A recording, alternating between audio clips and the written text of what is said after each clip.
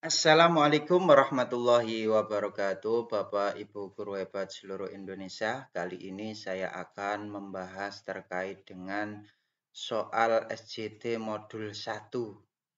Nah, di soal SJT untuk PPG 2024 ini Bapak Ibu, itu semuanya memiliki bobot nilai. Ya. Jadi tidak ada jawaban yang salah. Namun di sini kita disuruh untuk memilih bobot nilai yang paling tinggi. Nah, ketika ujian besok UTBK itu bobot nilai ini kan tidak tampak ya. Nah, supaya Bapak Ibu itu bisa menjawab dan memilih jawaban yang bobot nilainya tinggi, maka Bapak Ibu harus mengetahui apa? Bapak Ibu harus mengetahui kata kunci. Sekali lagi, Bapak Ibu harus mengetahui kata kunci. Ya, kata kuncinya ini harus dipegang teguh. Ya, jadi kata kunci inilah nantinya yang akan memudahkan Bapak Ibu dalam memilih jawaban yang bobot nilainya paling tinggi. Nah, coba kita mulai ya. Kita mulai untuk soal yang pertama ya di sini ya. Soal yang pertama nanti kita akan mencari kata kunci dari soal yang pertama ini ya.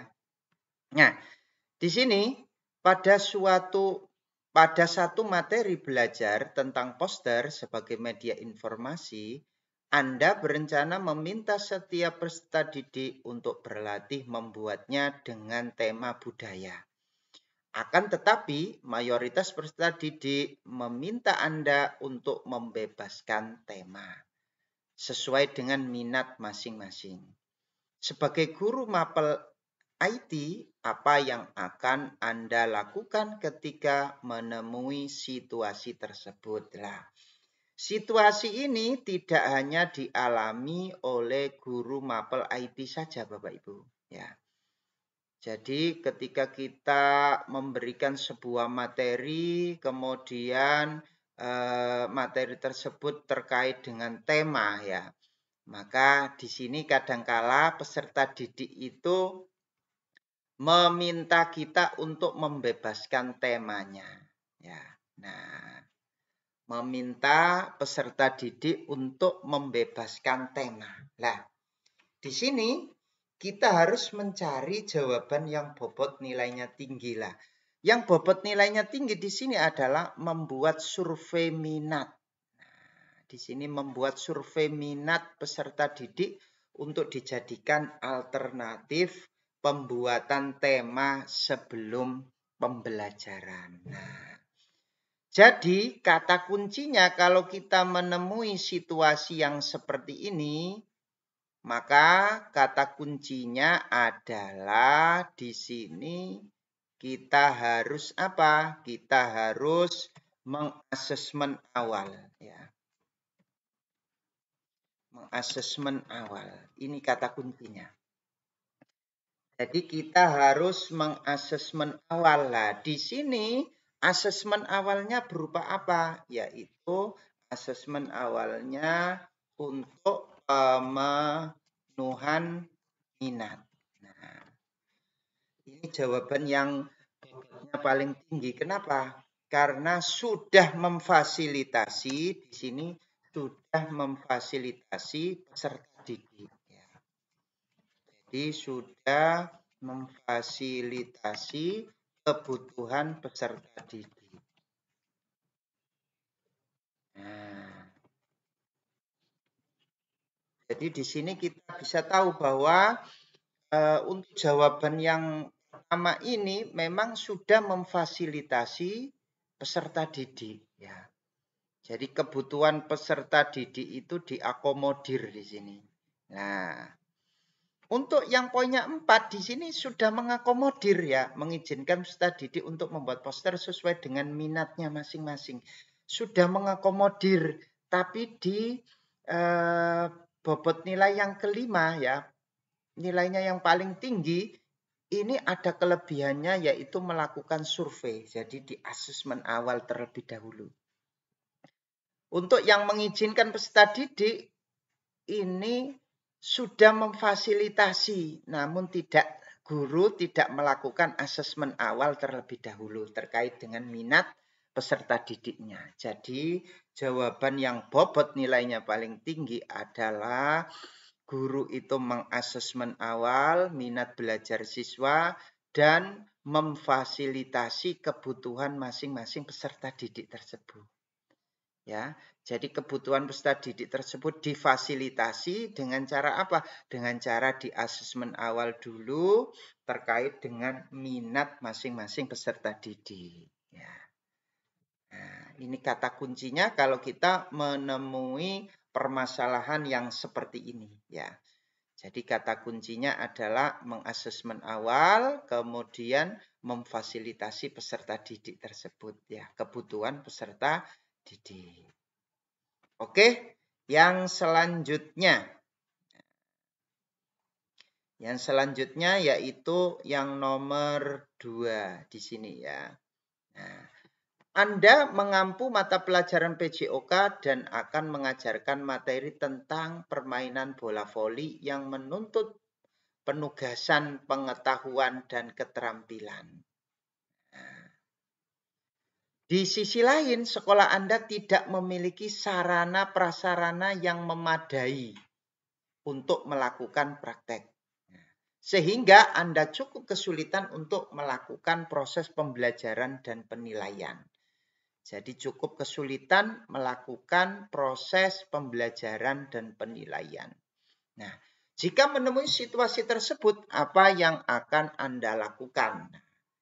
Bapak Ibu perlu diketahui di sini ya, yang harus kita lakukan ketika menemui situasi yang seperti ini tidak hanya terjadi pada guru mata pelajaran PJOK saja ya.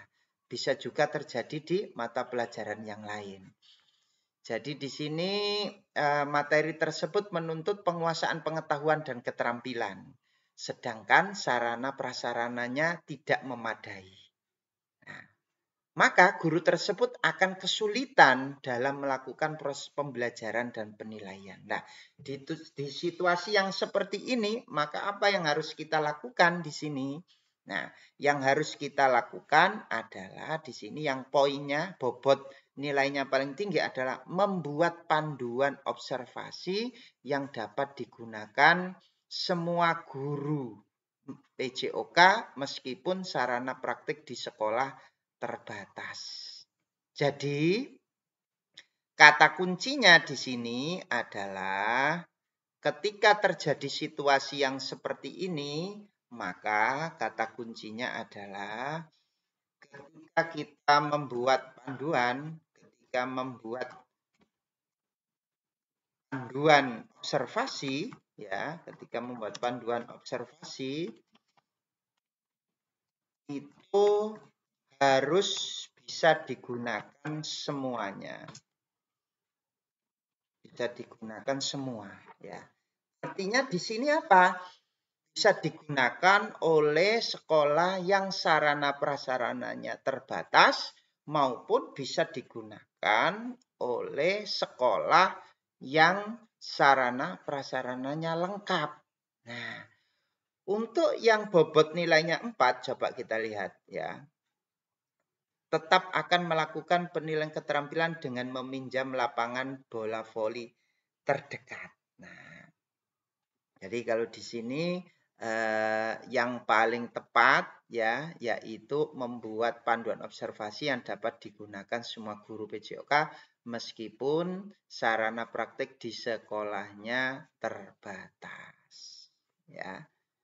Nah, jadi kata kuncinya ketika kita membuat panduan observasi itu harus bisa mengakomodir semuanya ya, baik itu yang sarananya terbatas maupun yang sarananya tidak terbatas.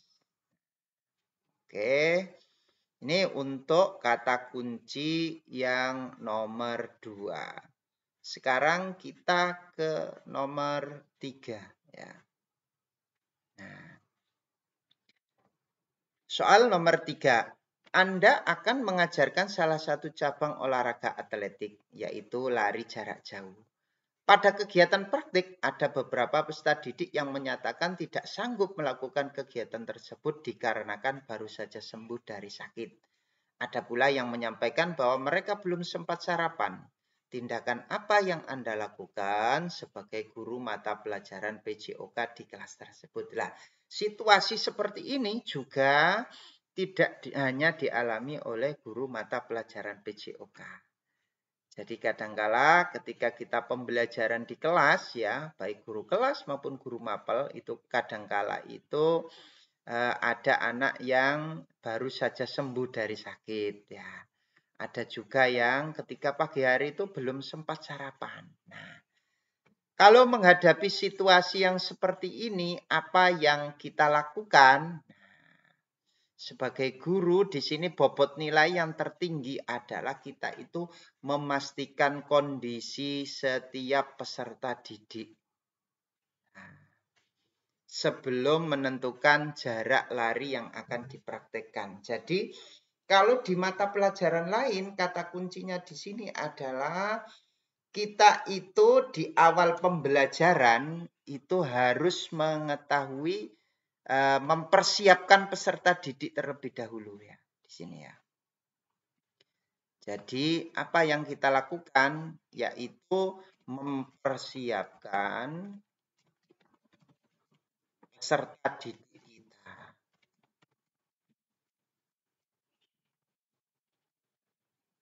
Mengecek kesiapannya ya.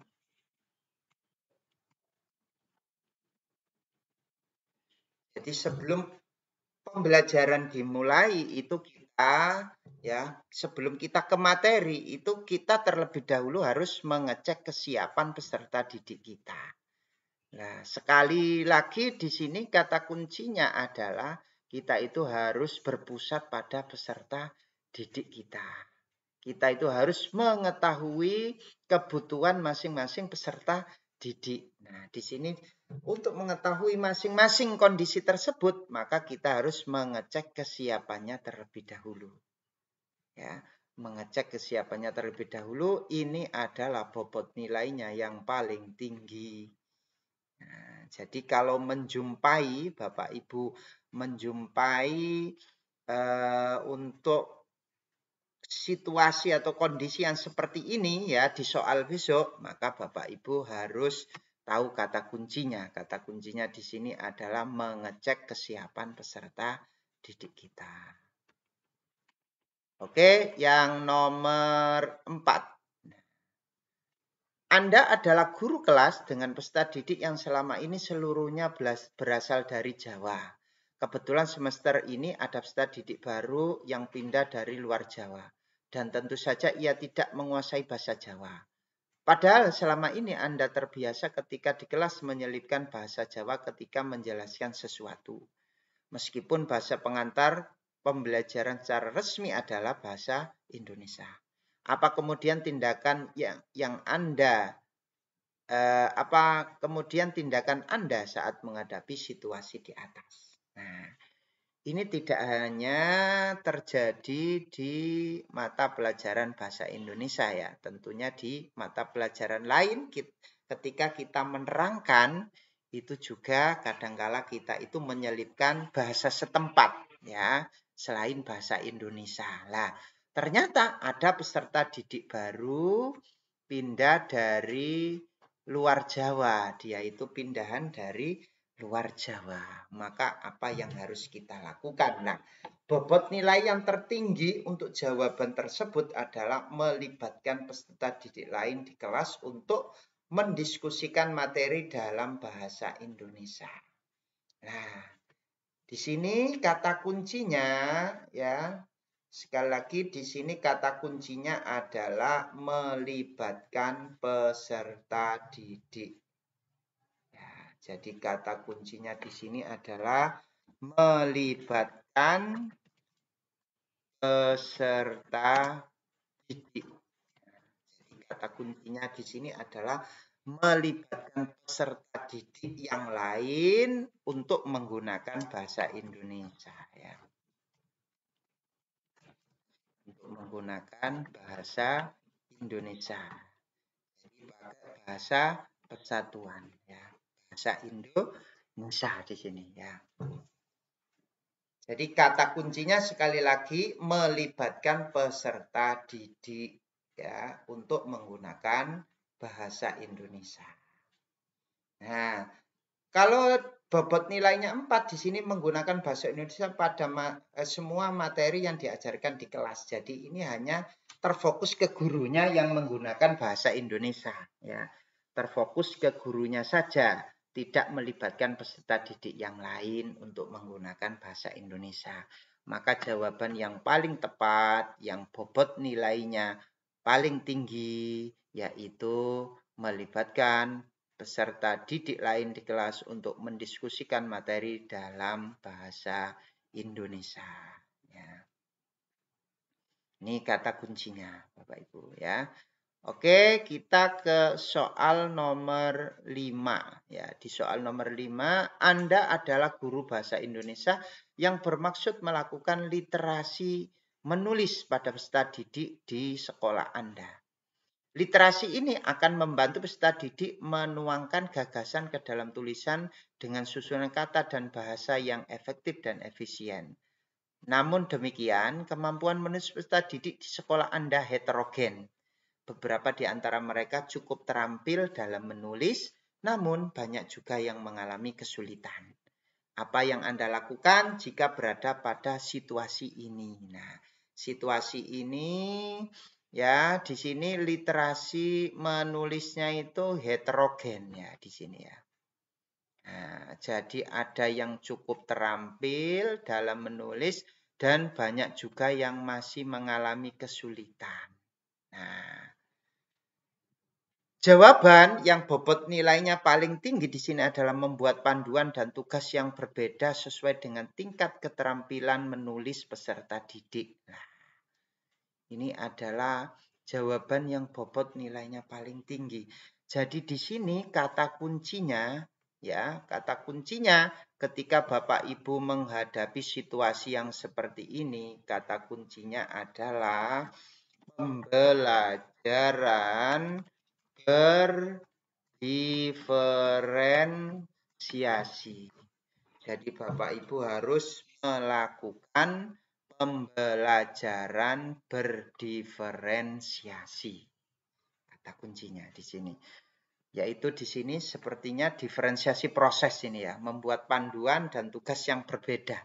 Jadi melakukan diferensiasi proses untuk pemenuhan kesiapan belajar ya. Diferensiasi pemenuhan kesiapan belajar. Ya, diferensiasi pemenuhan kesiapan belajar. Di sini kata kuncinya. Lah, yang nomor 4 ini coba kita lihat ya. Meningkatkan kompleksitas aktivitas hanya untuk peserta didik yang sudah memiliki keterampilan menulis yang baik. Jadi di sini peserta didik yang sudah menulisnya baik diberikan pengayaan intinya di sini ya. Jadi masih belum mengakomodir yang lainnya ya. Maka jawaban atau bobot nilai yang paling tinggi untuk jawaban dalam situasi yang seperti ini adalah membuat panduan dan tugas yang berbeda sesuai dengan tingkat keterampilan menulis peserta didik. Kata kuncinya adalah pembelajaran berdiferensiasi, pemenuhan kesiapan belajar. Nah, kata kuncinya seperti itu ya. Dari kelima soal ini tadi Bapak Ibu, pada intinya ya, dari kelima soal tersebut pada intinya itu dapat kita simpulkan ya. Jadi kalau kita menjawab soal-soal SJT itu dapat kita simpulkan bahwa satu di sini kita itu harus mengakomodir kebutuhan setiap peserta didik kita. Nah, ini kata kunci yang pertama ya, mengakomodir kebutuhan setiap peserta didik kita. Kemudian yang kedua, Bapak Ibu, yaitu kita itu harus melakukan asesmen awal ya, asesmen awal terlebih dahulu. Baik itu untuk mengetahui kesiapan belajar siswa, minat belajar siswa, maupun gaya belajar siswa. Jadi di sini harus melakukan asesmen awal terlebih dahulu, baru setelah itu Bapak Ibu harus melakukan pembelajaran berdiferensiasi.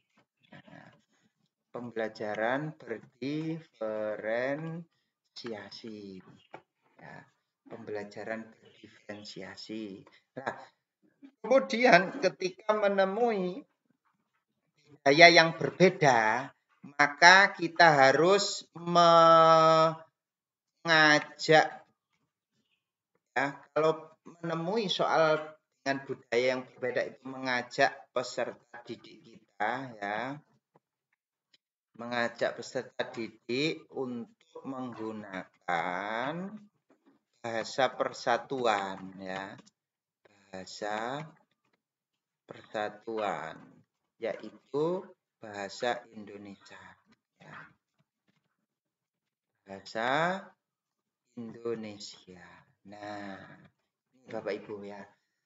Jadi dari kelima soal tadi bisa kita simpulkan yang seperti ini Bapak Ibu ya. Jadi jawaban-jawaban kita itu harus bisa mengakomodir kebutuhan setiap peserta didik kita. Kemudian melakukan asesmen awal terlebih dahulu, baik itu untuk mengetahui kesiapan belajarnya, minatnya, maupun gaya belajarnya ya.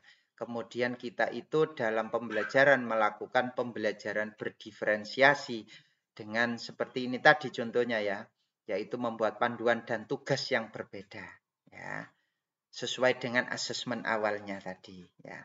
Terus kalau ditemui budaya yang berbeda, untuk kata pengantar mata pelajarannya ya, kata pengantar materinya, bahasanya itu kita harus melibatkan peserta didik, mengajak peserta didik kita untuk menggunakan bahasa persatuan, yaitu bahasa Indonesia.